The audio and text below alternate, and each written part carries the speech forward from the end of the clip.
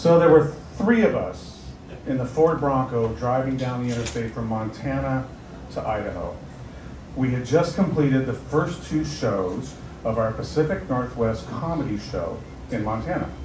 And they were great shows, great crowds, great energy. We're excited about doing our next show in Idaho Falls. The 3 people in the car were myself, my best friend Ted Ramsey, who was my partner in the Dickey Brothers, a duo that we had started a few years earlier, and Rodney Lee Conover. Rodney's an interesting guy. Rodney is one of those guys that when you first meet him, he's really charming and funny, and then after you've known him for a while, you realize he's not as funny and charming as he thinks he is. He's got male pattern baldness, he's kind of stocky and short, and he's got a goatee. But he's the one who booked the tour. He's the one who got us this tour.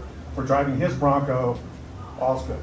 So we pull into Idaho Falls, and the show that night is at a bar in downtown Idaho Falls.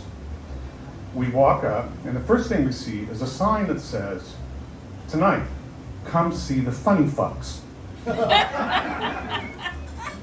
Okay.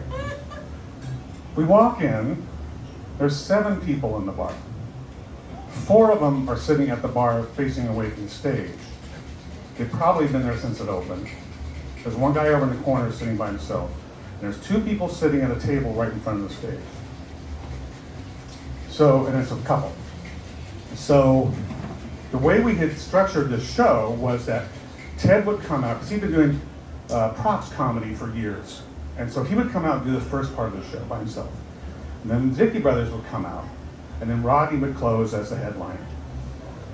So Ted gets out. And I've described for you a little bit of Ted's set.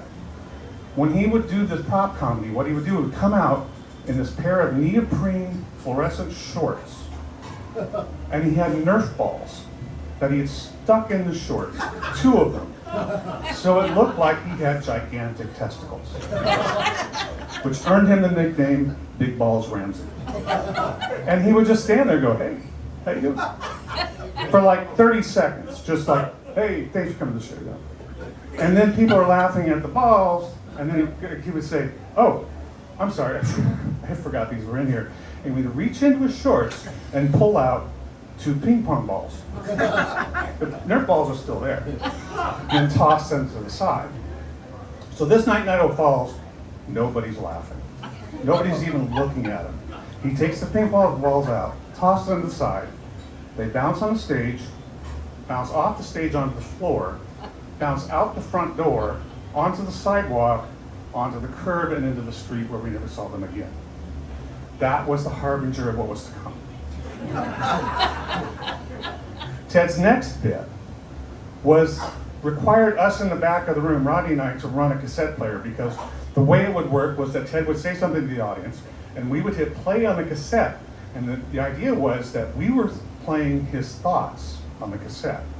So he'd look around and go, "Hey, thanks for coming to the show. It's good to see you. Thanks for coming out tonight." And then he would have to settle on somebody. And he settled on that couple, because they're the only couple in the room. He goes, "Hey, oh, I haven't seen you in a while. How are you?"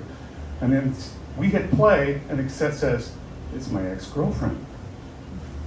And he said, "So how you been?" And we hit play, and the cassette says, "Bitch." At this point, the guy who's sitting with the girl, without looking at Ted, goes, "Get!"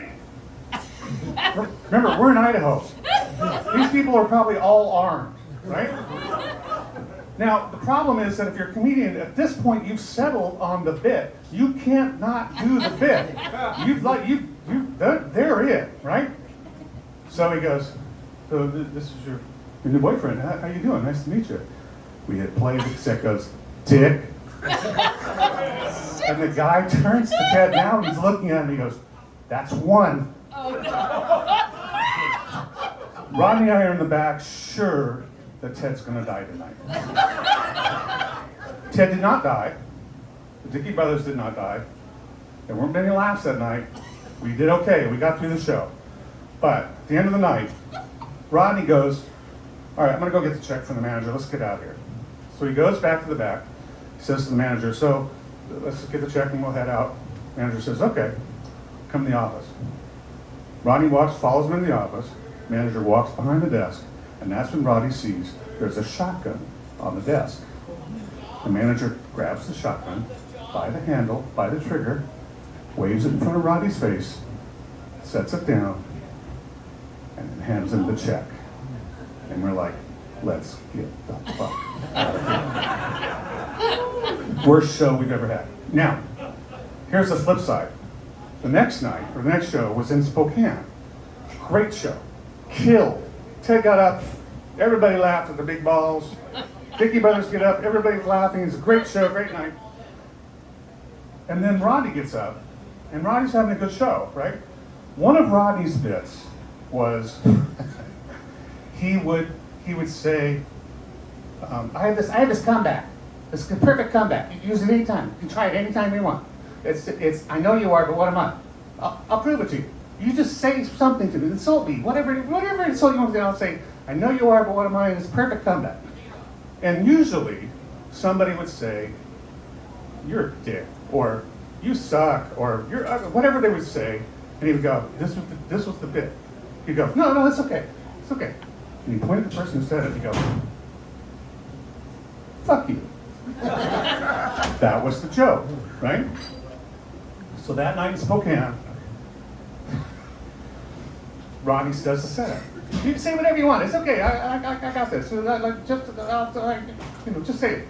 And from the back of the room, some guy says, "That hair around your mouth makes me horny. God damn it!"